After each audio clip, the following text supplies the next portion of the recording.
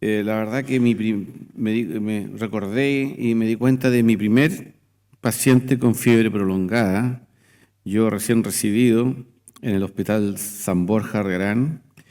Eh, la respuesta del caso de por qué tenía fiebre la paciente no me la dio ningún examen, no me la dio ninguna anamnesis, me lo dio un auxiliar de enfermería que me dijo: ¿sabe, doctor? Yo creo que esta señora está inventando. Y frota el termómetro cada vez que se le toma la temperatura, y decimos tomar la temperatura siendo testigo de cómo lo hacía, y se negó, y realmente era lo que se llama fiebre ficticia. Hay fiebres ficticias que la persona no tiene fiebre, pero hace alguna manipulación del termómetro y aparece como si la tuviera. Ahí no hay taquicardia, no hay ninguna de las cosas asociadas. Y lo otro que hay es la fiebre inducida, gente que se induce infecciones, así como se induce también trastornos de la coagulación. Y son cosas que de repente surgen y que están poco en los libros, pero quería compartirlo con ustedes esto. Ahora, el enfoque de fiebre prolongada de origen desconocido, o al revés, fiebre de origen desconocido que puede o no ser prolongada, lo que voy a dar aquí es el enfoque infectológico, ¿cierto? Por lo tanto, voy a insistir mucho en todas las patologías infecciosas, siguiendo este precepto que dice que para un martillo todo lo que sobresale es un clavo, así que yo voy a hablar un poco de las infecciones en esto. Ahora,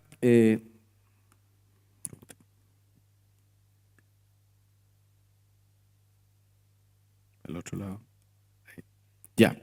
Bueno, se ha presentado esto, y la clasificación de fiebre prolongada, ya hay un cuerpo, un núcleo de 4 entidades que se describen, ya los ha presentado la doctora, y puede uno ponerle algunos agregados, ¿cierto? Y el término prolongada es totalmente variable, depende de la trascendencia que esto puede tener.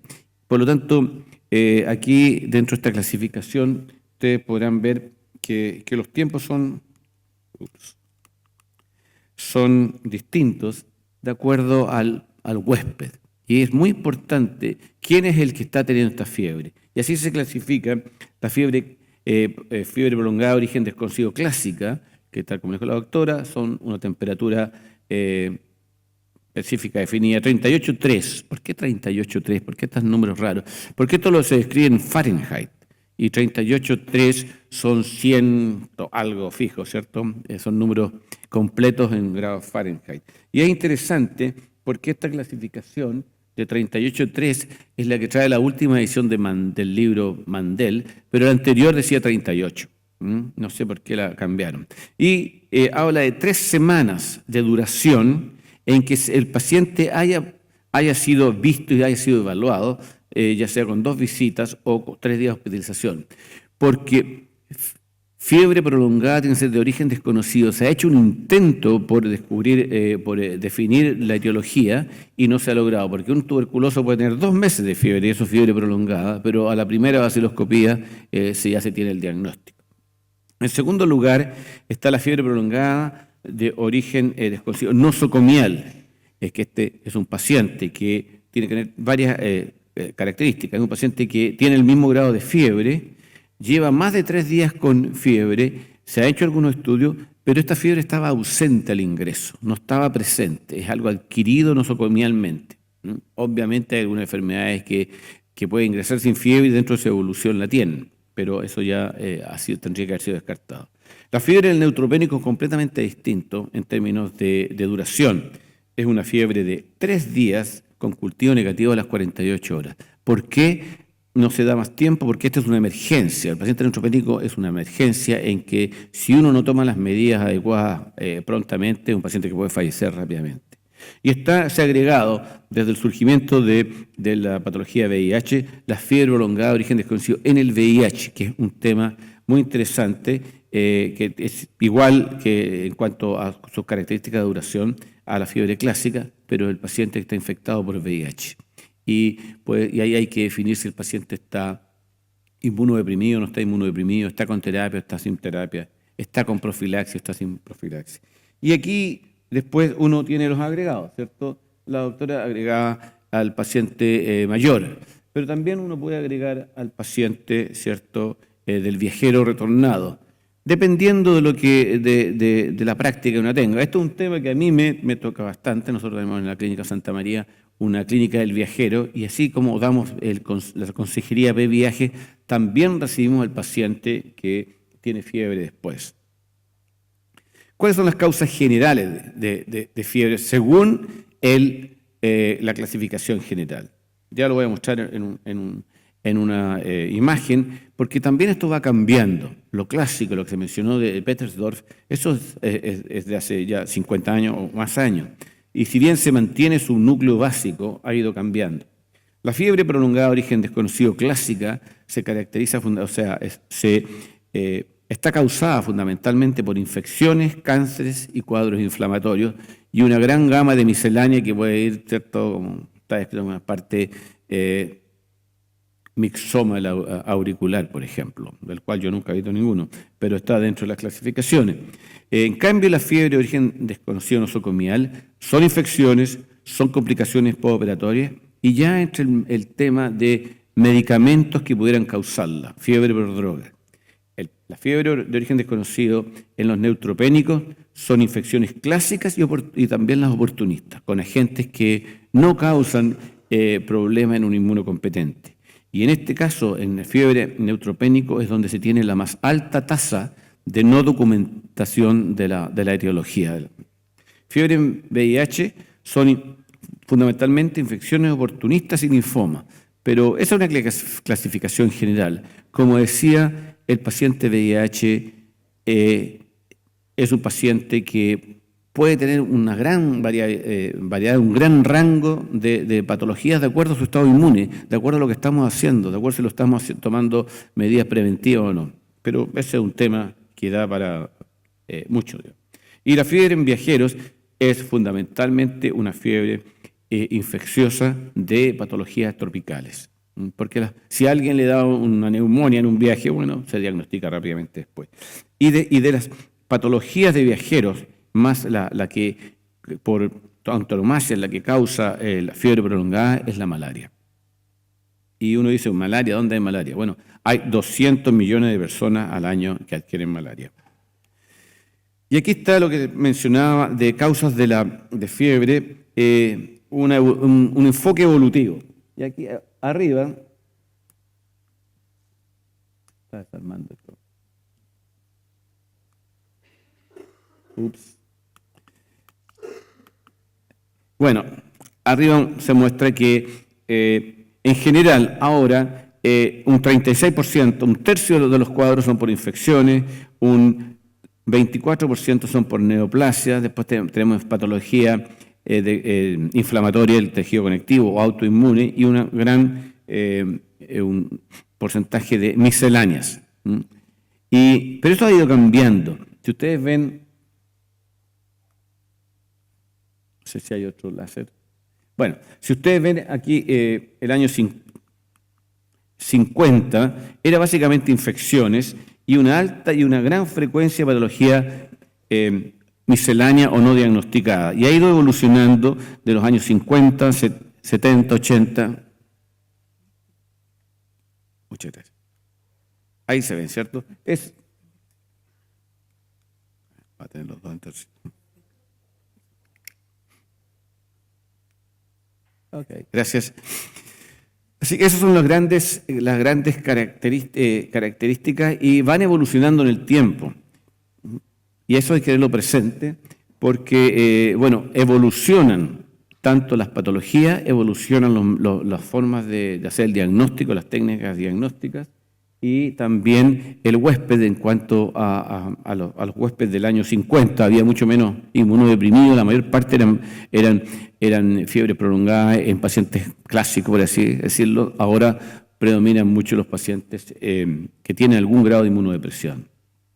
Se mencionaba aquí la edad, que es distinto según edad y en general, los mayores de 65 años tienen mayor proporción de infecciones, tumores y procesos inflamatorios y menor probabilidad de causas misceláneas. Pero lo interesante es que el rubro no diagnóstico es más frecuente en la gente joven que en la gente mayor. Otras patologías, otras condiciones en las cuales puede uno hacer su propio fiebre de origen desconocido es el fiebre desconocida en el paciente postoperado, fiebre desconocida en el paciente UCI. De hecho, la guía de la Sociedad Americana de Enfermedades Infecciosas tiene un capítulo muy interesante que se llama Fiebre en UCI, en donde se habla específicamente de ese tema. Fiebre en el paciente que tiene un accidente vascular, por ejemplo.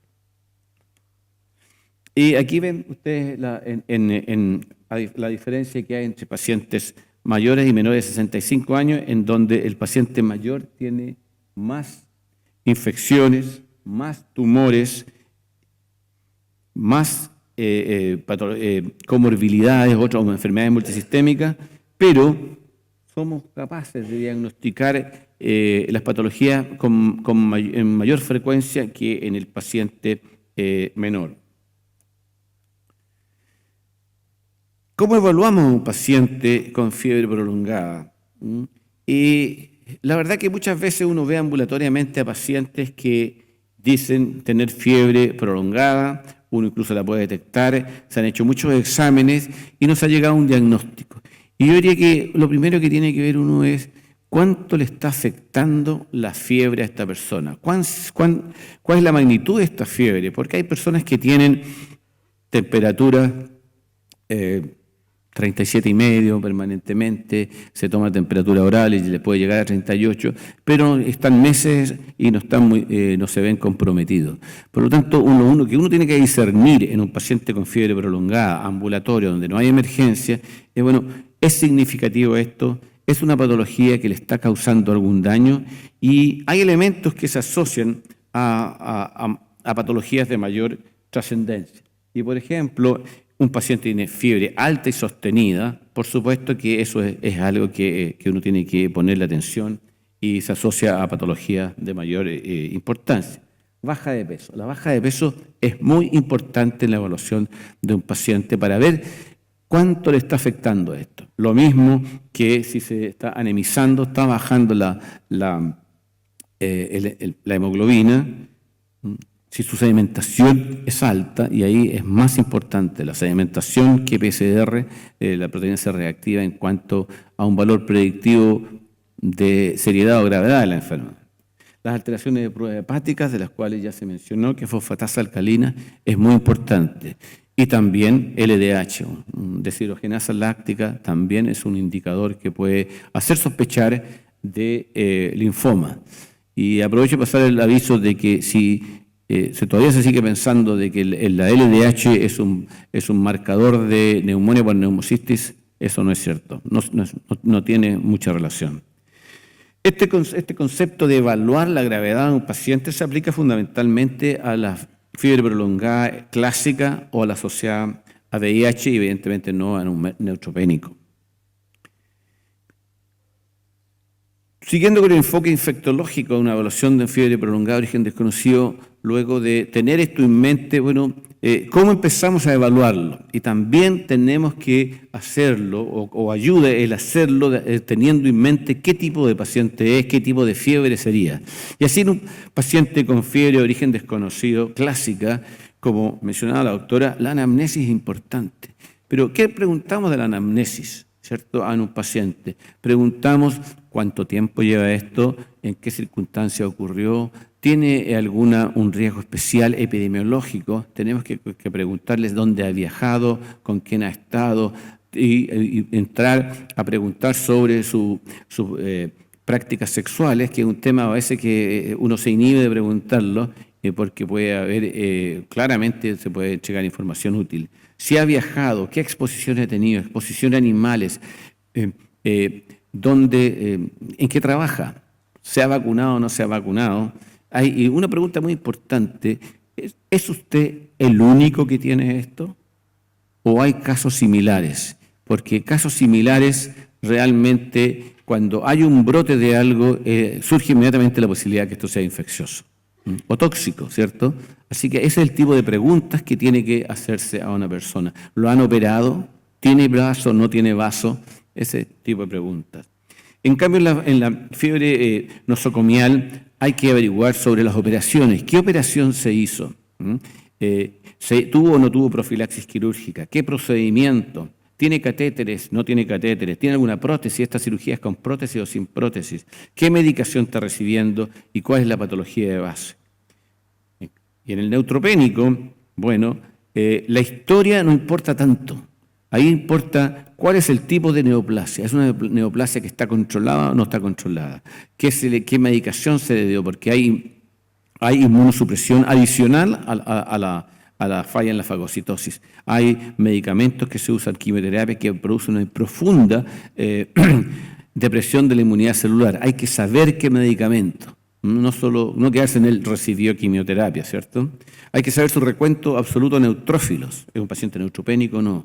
¿Recibió quimioterapia, corticoides? ¿Qué antimicrobianos se han usado? ¿Cuántos ciclos se han usado? ¿En qué fase de este proceso de tratar la neoplasia es el que está teniendo esta fiebre?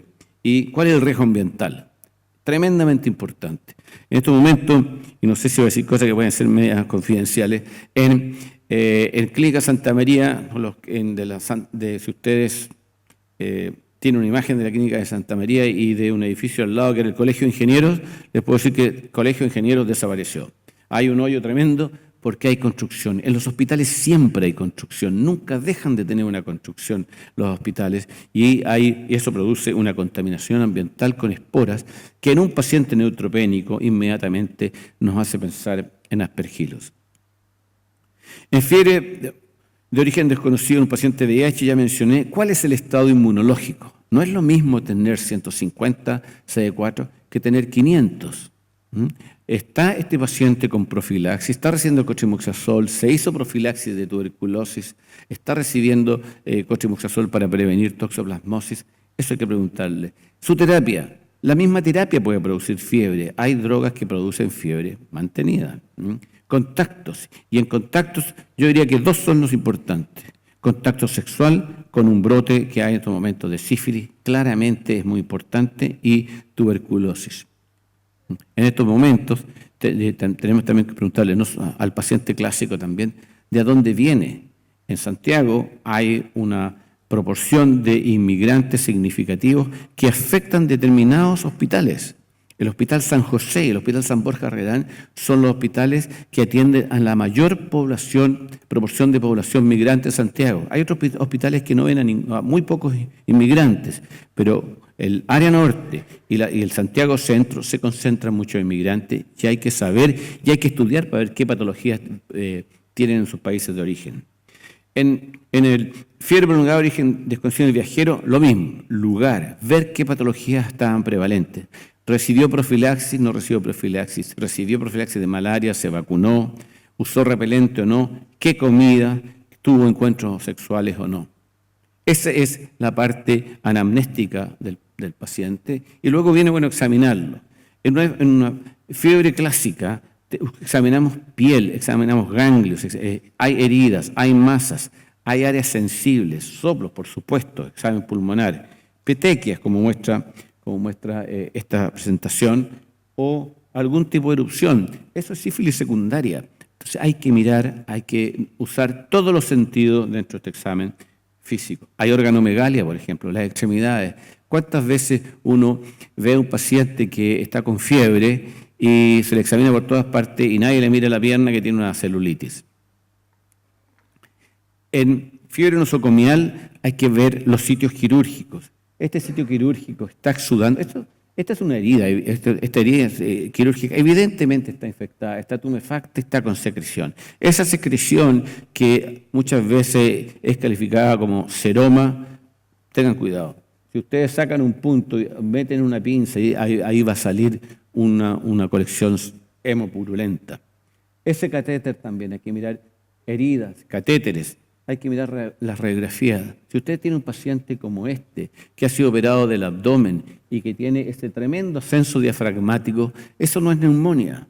Eso está siendo empujado el diafragma hacia arriba y ese paciente lo más probable es que tenga un absceso subfrénico. En el neutropénico, uno a veces se asusta, un neutropénico puede tener cualquier cosa.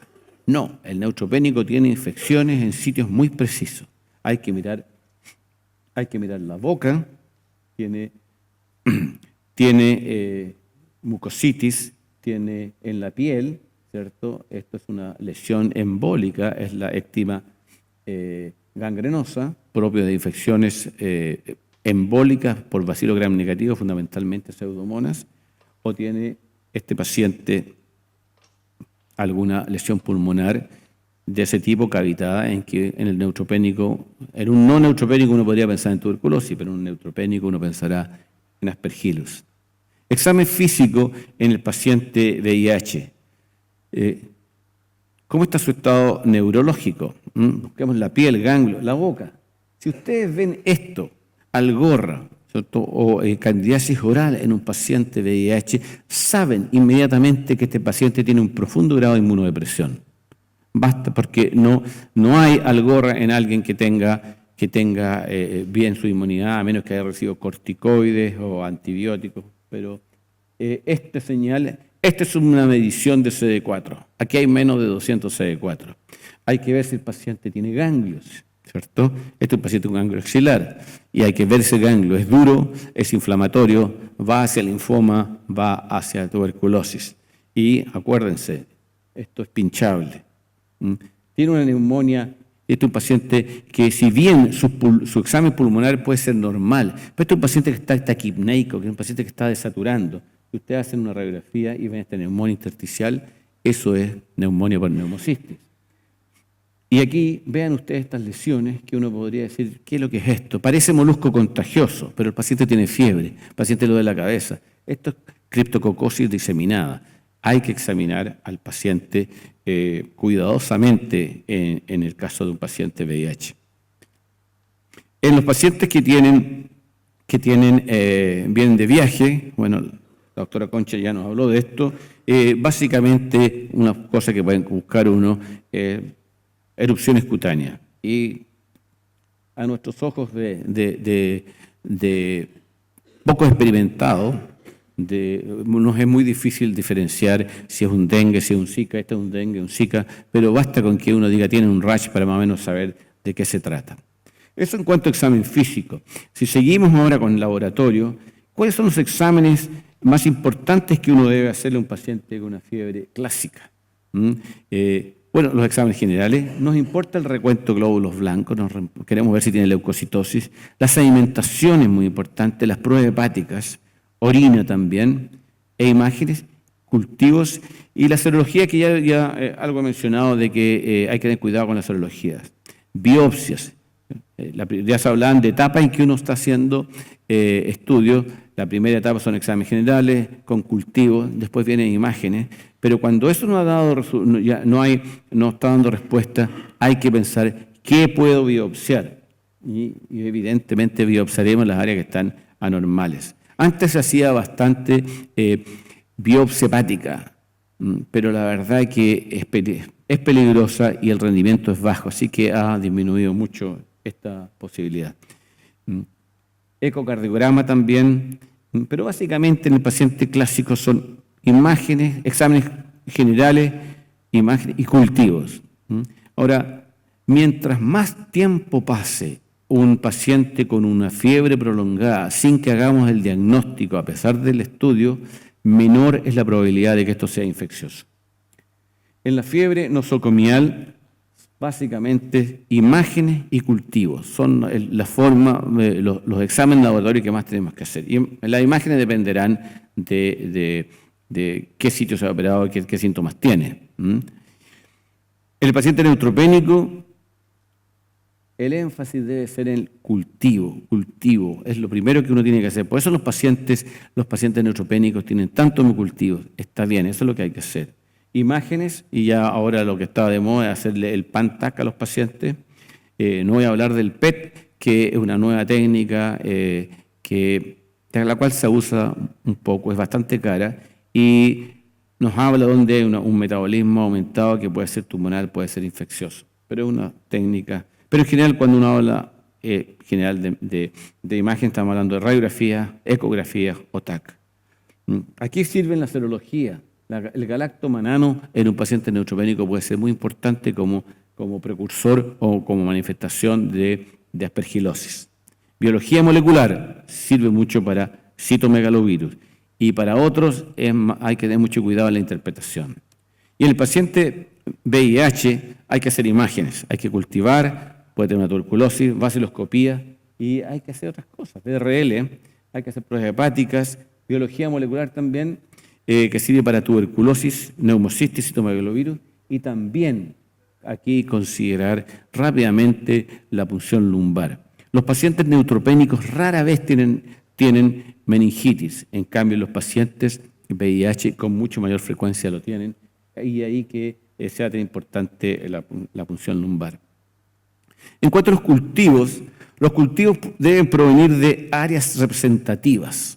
No puede cultivarse cualquier cosa. Hacer cultivos de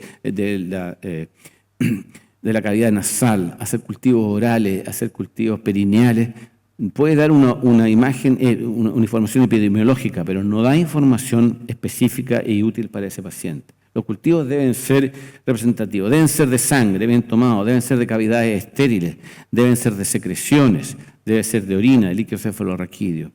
Los cultivos ya voy a mostrar, de drenaje de escaras, son bastante poco sensibles y específicos. El hemocultivo debe descartar la contaminación, como les decía, ya mencioné el estafilocoagulasa negativo. Y un tema interesante, que no es un dogma tomar solo 2 hemocultivos, pueden ser más.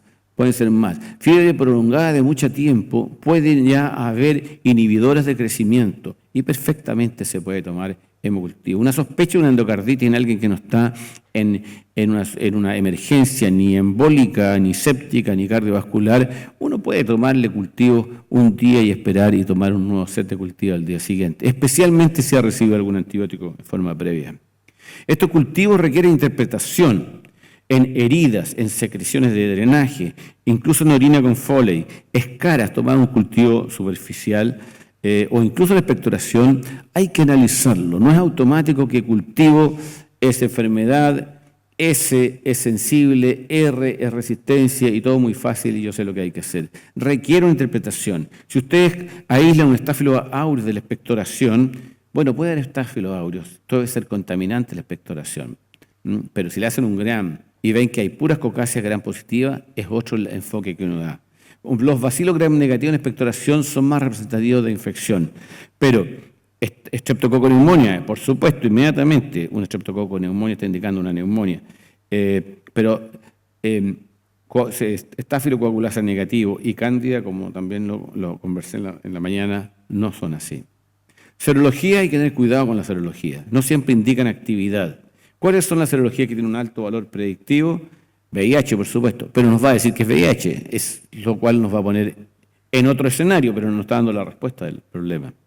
La hepatitis confirmada por su C también es muy de alto valor. Bartonella, si está buscando una enfermedad por arañazo de gato. Nadie debiera tener serología positiva, excepto quizá un veterinario. Así que una serología positiva indica que está infectado. Después veremos si esa es la infección la que causa el problema, pero que está infectado lo está.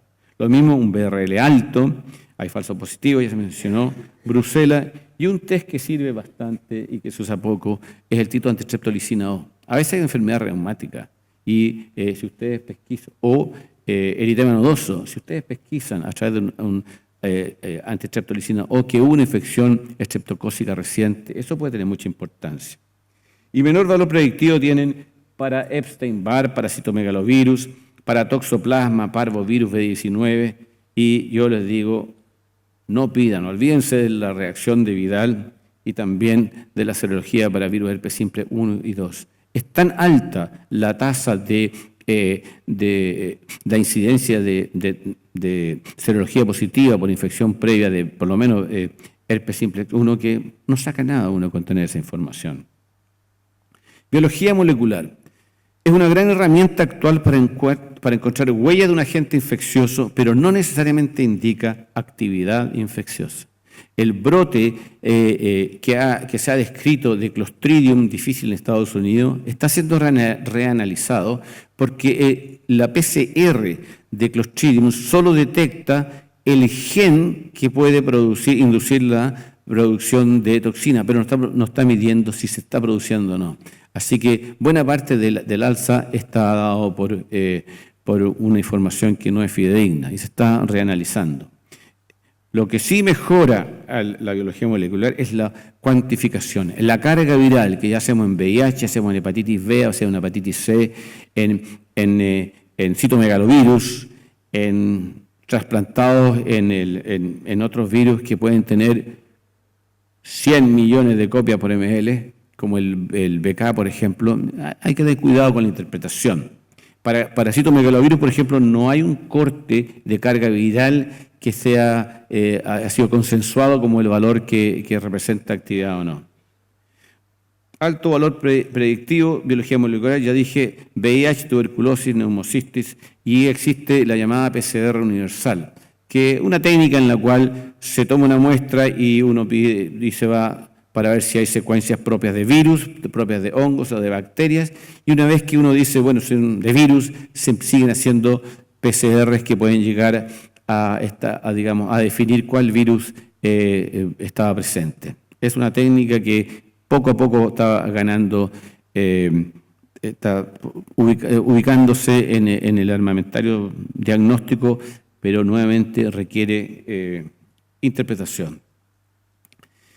Y en casos de, como dije, de citomegalovirus y Clostridium difficile, hay que analizarlo con bastante cuidado. Ya hay paquetes sindromáticos de biología molecular. Está el paquete de sepsis, está el paquete respiratorio, que se hace el PCR para los conjuntos de los virus, por ejemplo, más frecuentes, incluso tiene para neumococo, para meningoencefálico, en que están todos los virus que producen meningitis, gastrointestinal, incluso fiebre del viajero. Estos se llaman PCR multiplex o la técnica del film array, que pueden ayudar. ¿Cuánta urgencia de acción terapéutica tenemos en una fiebre de origen desconocido? En la fiebre de origen desconocido clásica hay pocas urgencias, ya las voy a mencionar. No hay que precipitarse, ¿cierto? Hay tiempo para tomar exámenes. Antiguamente incluso el tiempo era para ver qué tipo de fiebre tenía la persona y uno podría estar una semana evaluando si era una fiebre ondulante, si era una fiebre recurrente, etc. Hay tiempo para tomar exámenes y la observación es parte del manejo. Mirar qué está pasando es parte del manejo. No hay que precipitarse en tomar una acción porque puede uno enredar la situación, enmascarar lo que es la etiología verdadera. No hay que dar corticoides también empíricos porque la fiebre va a pasar. Hay que estudiarlo un poco más antes de tomar esas decisiones. En la fiebre nosocomial hay que ser un poco más rápido, pero también hay tiempo para tomar exámenes básicos, los cultivos. Y la fiebre en el hospital no es sinónimo de antibioterapia inmediata, si hay estabilidad hemodinámica. Hay que buscar dónde puede estar el problema. No es un paciente neutropénico. El paciente neutropénico hay una urgencia y es evidentemente no importa que uno trate de más con antibióticos porque tratar de menos puede costar la vida al paciente. Así que ahí uno sí que tiene permitido usar antibioterapia empírica, pero después de tomar los exámenes esenciales. En el paciente VIH también hay tiempo. Hay dos urgencias que uno podría decir que hay que intervenir rápidamente. Neumonía por neumocistis y meningitis por criptococo. En los demás uno puede hacer los exámenes para precisar más la situación. Lo mismo que en fiebre del viajero, cuya única urgencia es si tiene malaria. Hay que tener cuidado con no dejar de tomar cultivos, pues ya está con antibiótico, ¿para qué va a tomar cultivo? O lo operaron y no lo tomaron cultivo. Hay que conversar con los cirujanos para que tomen cultivos si están introduciéndose a cavidades que deberían estar estériles. Y realmente no es cosa de decirle, opérenlo y para ver qué tienen. Hay que hacer un plan, hay que escribir. Son especialistas que son muy buenos en su campo, pero no dominan el tema de diagnóstico microbiológico. Entonces uno tiene que decir esto es lo que yo quiero y hay que conversarlo. Y así se pueden optimizar las oportunidades. Hacer el diagnóstico de VIH positivo no necesariamente da el diagnóstico, sino que nos dice qué buscar fundamentalmente, porque puede que no sea la causa. El Vidal ya mencioné, no hay que hacerlo, ya casi no hay tifoidea y en este momento no hay que dejar terapia empírica para tifoidea si no hay un cultivo positivo. La epidemiología no lo respalda en absoluto. No hay que confiar excesivamente en la biología molecular, pensar que si hay ganglios, puncionar o biopsiar. Los ganglios que habitualmente te dan la citología, pero si uno lo hace con una aguja lo suficientemente gruesa, pueden dar la histología, que es mucho más adecuada. Hay que, como dice, también considerar el lugar de procedencia de inmigrantes. Y en cuanto a terapia antibiótica empírica de prueba, fiebre no es sinónimo de necesidad de antibióticos. El dogma de a mayor fiebre, mayor número de antibióticos y demás, y de nueva generación, es un error. La fiebre prolongada de origen desconocido, sin foco, rara vez responde a los antibióticos. Si ustedes van a usar antibióticos, pónganse en último término un plazo breve, 3, 5 días, no más que eso. Si no responde, busquen otra cosa. Pues es muy fácil empezar antibióticos, pero uno sabe cuándo después, y si responden, puede ser la misma historia natural de la enfermedad, cuánto tiempo darle es un problema bastante difícil de definir. Pocas son las infecciones que requieren antibióticos de urgencia. Meningitis bacteriana, ya hablé yo de punción lumbar, sepsis neutropénico, las estreptocosis sistémicas, infecciones en tejidos blandos profundos, gangrena, por ejemplo, la neumonía grave, neumocistis, sepsis grave, colangitis, encefalitis herpética, por ejemplo. Ese tipo de patología sí que necesitan una antibioterapia muy rápida. Las otras uno puede esperar. Como conclusión podría decir que en caso de fiebre de origen prolongado hay que analizar al paciente que la sufre, sus circunstancias. No todas son emergentes, son emergencias. Y el enfoque de antibioterapia inmediata neutropénico no se aplica en los otros tipos de situaciones. El uso de antibióticos empíricos en esos casos que no sean neutropénicos no debe ser la regla, puede enmascarar el cuadro de base, pero además no debe a uno darle la falsa sensación de seguridad. Eso es lo que tenía, esperemos, cómo responde un antibiótico. Hay que mantener el estudio y deben parar si no hay respuesta evidente y no hay diagnóstico. En la fiebre prolongada de origen desconocido, las nuevas tecnologías de imágenes microbiológicas y moleculares son de gran ayuda, pero no reemplazan, como se ha insistido aquí, la anamnesis dirigida al examen físico, ni la reflexión y la discusión en grupo. Conversen con colegas, vean o con otras especialidades, analicémoslo juntos. El cerebro debe guiar su indicación y no la nueva tecnología, hacerlo reaccionar. Y así el pienso, luego pido, y no pido, luego pienso de aplicarse. Pienso, no solo luego en términos de tiempo, sino que cuando, así como dice esa frase filosófica, cogito ergo sum, pienso, luego existo, luego es pienso porque, o existo porque pienso, aquí también, pienso, por lo tanto pido. Y lo pido dirigidamente y no después trato de armar el rompecabezas con un montón de información que puede que haya sido pedida en forma inconexa. Muchas gracias.